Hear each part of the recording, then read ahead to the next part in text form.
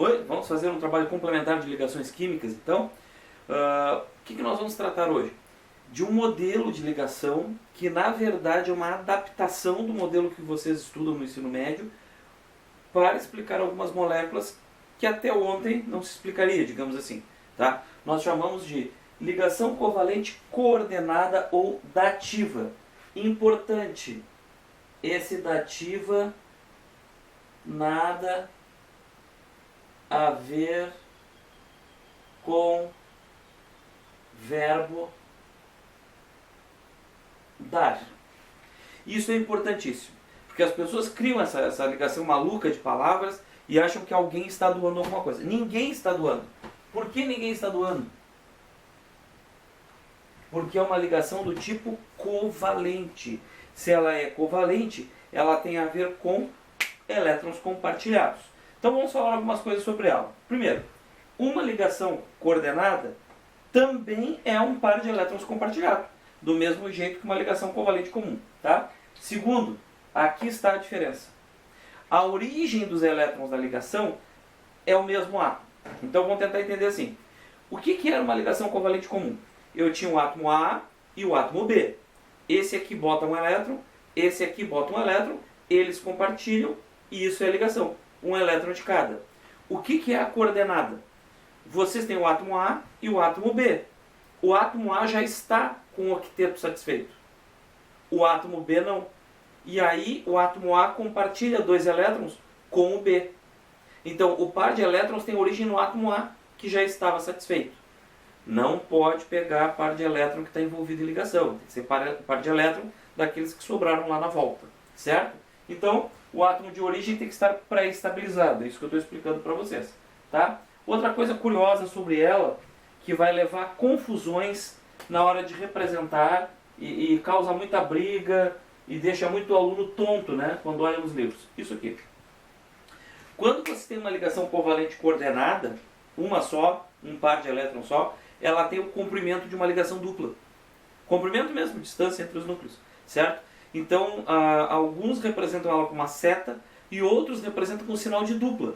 Mas não tem 4 pares de elétrons ali para ser uma dupla, entendeu? Isso pode causar uma confusão visual. Quando o nosso endereço é geométrico, via de regra a gente usa uma dupla para representar. Daqui a pouco eu vou explicar isso melhor para vocês. Tá?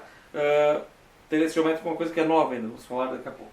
Certo? Então tem alguns casos que são importantes para a gente estudar. É claro que tem um monte de casos importantes, mas alguns que são bem importantes são esses aqui. Ó. Os óxidos do enxofre, S, que é um elemento da família 6A, portanto tem 6 elétrons de valência na volta. Tá? Óxidos, obviamente, vai envolver o oxigênio, né, também. Também é da família 6A, e os óxidos de carbono. O carbono que é o elemento da família 4A, então vai ter 4 elétrons à sua volta. Nós vamos estudar cada um desses casos aqui, e aí vamos adiante. Um momento. Então, olha só. Se vocês, o primeiro caso não tem ligação coordenada, ele vai servir como referência para vocês. Tá? Então vamos lá. É o SO. Eu tenho um átomo de enxofre ligado a um átomo de oxigênio. Muito bem. Os dois são da família 6A.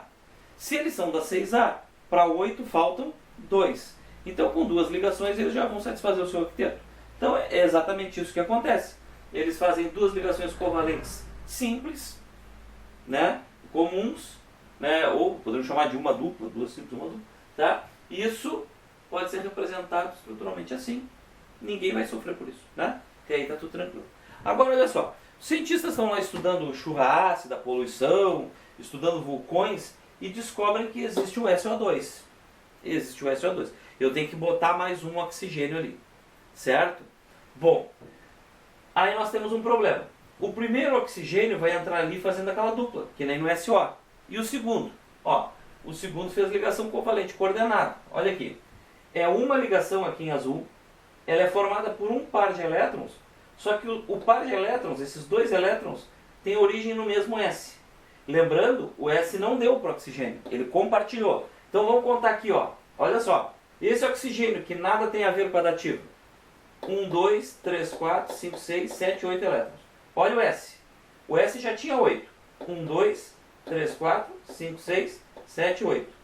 E esse O tinha 1, 2, 3, 4, 5, 6.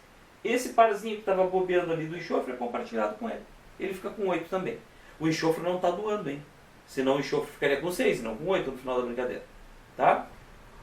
Eles acharam lá o SO3 também, saindo de um vulcão, né, como poluição de uma combustão aí causando chuva ácida. Porta-origem, acharam o SO3. Eu tenho que botar mais um oxigênio na estrutura. Ó, lembra aquele outro parzinho que estava sobrando ali do S? Ó? Faz outra dativa. 1, 2, 3, 4, 5, 6, 7, 8. E o enxofre continua com os 8 dele. Ó. 1, 2, 3, 4, 5, 6, 7, 8. Porque é compartilhado, ele não perde. Tá? Notem que os elétrons que já estavam envolvidos em ligações não podem participar da coordenada. Mas esses que sobram, ficam rateando na volta, podem. Tá? Certo? É claro que o outro átomo também tem que ter algum orbital vazio para aceitar a ligação, né? Senão não teria como. Senão ele ficaria estabilizado com um número estranho aí de elétrons. Certo? Bom, como é que nós representamos ela?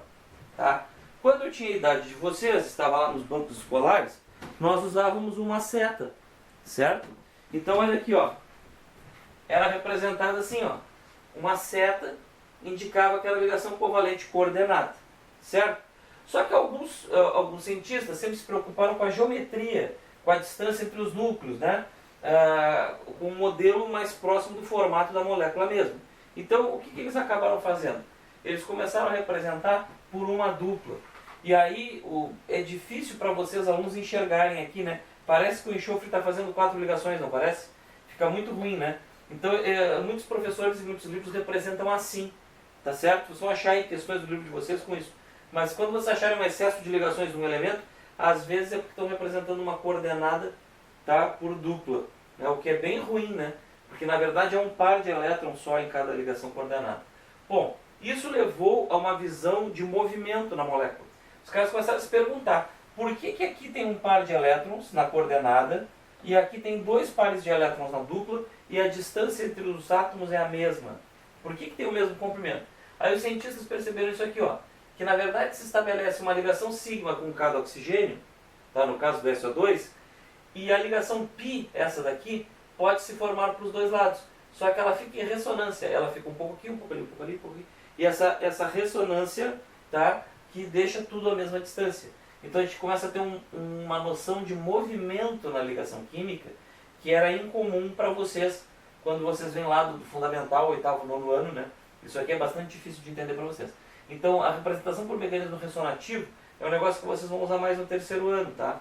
Aqui no primeiro não vai ser muito usado. Mas, se vocês acharem, isso e isso são representações viáveis da mesma coisa, tá? Para o SO3, exatamente a mesma coisa, ó. As duas coordenadas por seta, que eu acho que é o melhor caminho para começar, para enxergar melhor. Às vezes, os autores lá representam por dupla, porque tem o mesmo comprimento de ligação. E o mais atualizado seria isso aqui, né? Tu bota as ligações sigma ou simples para os Os e sabe que aqueles elétrons lá que poderiam fazer aquela dupla estão, né, enlouquecidos aí, se deslocalizando ao redor do enxofre, tá? Algumas outras moléculas que vão fazer isso, tá? Os óxidos do carbono, como eu falei para vocês. Vocês já conheciam o CO2, ó? O CO2 não tem ligação covalente coordenada, né? Ele é normal lá, só tem ligações comuns, certo? Mas e o monóxido de carbono CO? Né? Quando vocês fizerem a dupla entre o O e o C, o O vai ficar com 8, ó. 1, 2, 3, 4, 5, 6, 7, 8. Mas o carbono vai ficar com 1, 2, 3, 4, 5, 6. Aí um dos parzinhos do O lá, de elétrons, fazem uma coordenada para o C, tá? E aí o C vai ficar com 8 também. E aí a representação fica assim, ó. Eles não fazem mais como dupla, eles só botam o complemento de uma coisa que parece com a tripla. Por quê? Porque o comprimento de ligação diminui mais ainda, fica do tamanho de uma tripla. Eu não gosto muito dessa representação de dupla que eles botam aqui por causa disso. Vai criar confusão na cabeça de vocês, meus alunos, tá? Então, mas pode aparecer, então estou mostrando para vocês não ficarem assim cegos em tiroteio. Bom, então pessoal, com isso aí, vocês conseguem representar quase que toda molécula que aparece para vocês, certo?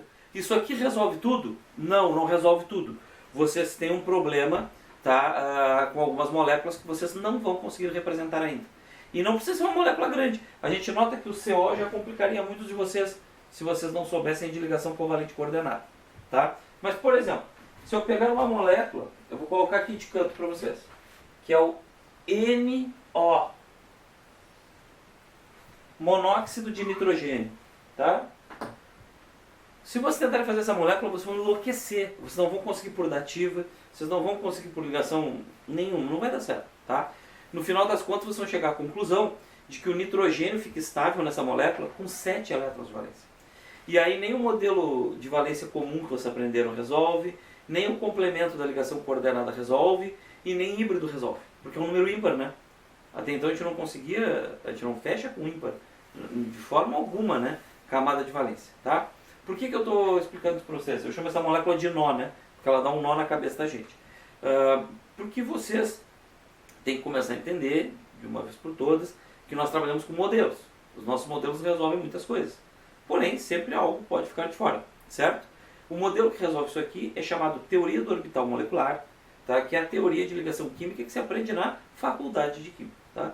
Vocês podem ser excelentes médicos, excelentes astronautas, astronautas eu já não sei, porque pega engenharia, excelentes advogados, geólogos, sei lá, literatos, sem saber a teoria do orbital molecular, tá? A teoria do orbital molecular já é uma química para químicos, né? Para pessoas específicas da área de química, tá? Mas só para saber que existe, eu peguei um exemplo bem simplesinho que vocês não conseguiriam resolver normalmente pelo que a gente aprende na escola, tá? Onde o N fica satisfeito com 7 elétrons. Ah, existe isso? Existe até outras coisas piores, para dizer a verdade, né?